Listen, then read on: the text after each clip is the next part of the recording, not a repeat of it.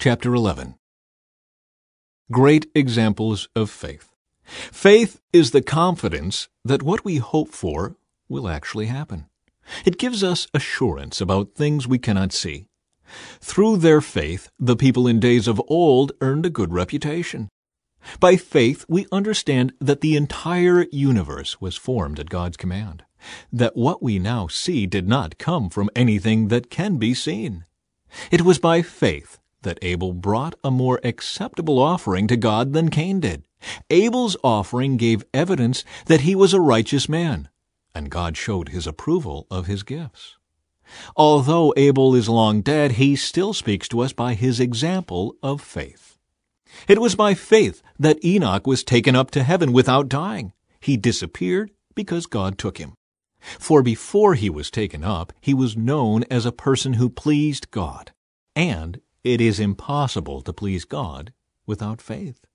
Anyone who wants to come to him must believe that God exists and that he rewards those who sincerely seek him. It was by faith that Noah built a large boat to save his family from the flood. He obeyed God, who warned him about things that had never happened before. By his faith, Noah condemned the rest of the world, and he received the righteousness that comes by faith.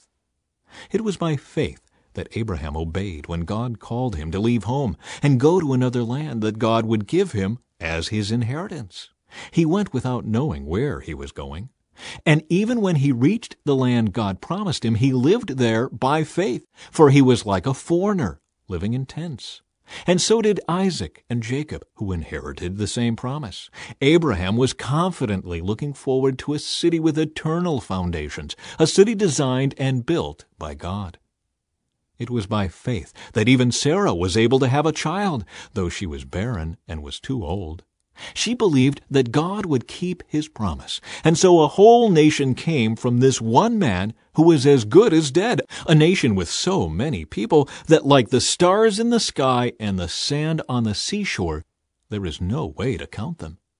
All these people died still believing what God had promised them. They did not receive what was promised, but they saw it all from a distance and welcomed it. They agreed that they were foreigners and nomads here on earth. Obviously, people who say such things are looking forward to a country they can call their own. If they had longed for the country they came from, they could have gone back. But they were looking for a better place, a heavenly homeland. That is why God is not ashamed to be called their God, for he has prepared a city for them.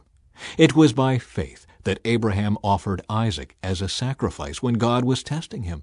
Abraham, who had received God's promises, was ready to sacrifice his only son Isaac, even though God had told him, "Isaac is the son through whom your descendants will be counted."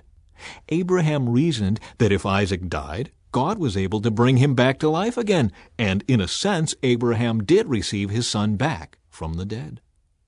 It was by faith that Isaac promised blessings for the future to his sons, Jacob and Esau. It was by faith that Jacob, when he was old and dying, blessed each of Joseph's sons and bowed in worship as he leaned on his staff. It was by faith that Joseph, when he was about to die, said confidently that the people of Israel would leave Egypt. He even commanded them to take his bones with them when they left. It was by faith that Moses' parents hid him for 3 months when he was born. They saw that God had given them an unusual child, and they were not afraid to disobey the king's command. It was by faith that Moses, when he grew up, refused to be called the son of Pharaoh's daughter. He chose to share the oppression of God's people instead of enjoying the fleeting pleasures of sin. He thought it was better to suffer for the sake of Christ than to own the treasures of Egypt, for he was looking ahead to his great reward. It was by faith that Moses left the land of Egypt, not fearing the king's anger. He kept right on going because he kept his eyes on the one who is invisible. It was by faith that Moses commanded the people of Israel to keep the Passover and to sprinkle blood on the doorposts, so that the angel of death would not kill their firstborn sons. It was by faith that the people of Israel went right through the Red Sea, as though they were on dry ground. But when the Egyptians tried to follow, they were all drowned. It was by faith that the people of Israel marched around Jericho for 7 days, and the walls came crashing down. It was by faith that Rahab the prostitute was not destroyed with the people in her city who refused to obey God, for she had given a friendly welcome to the spies. How much more do I need to say? It would take too long to recount the stories of the faith of Gideon, Barak, Samson, Jephthah, David, Samuel, and all the prophets. By faith, these people overthrew kingdoms, ruled with justice, and received what God had promised them. They shut the mouths of lions, quenched the flames of fire, and escaped death by the edge of the sword. Their weakness was turned to strength. They became strong in battle and put whole armies to flight.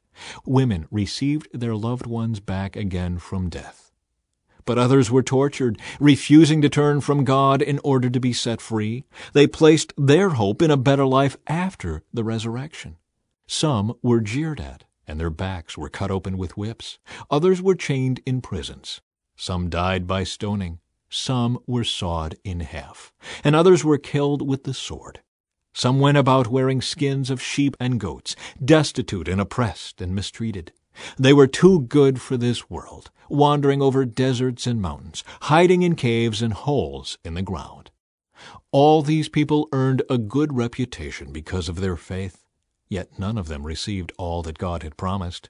For God had something better in mind for us, so that they would not reach perfection without us.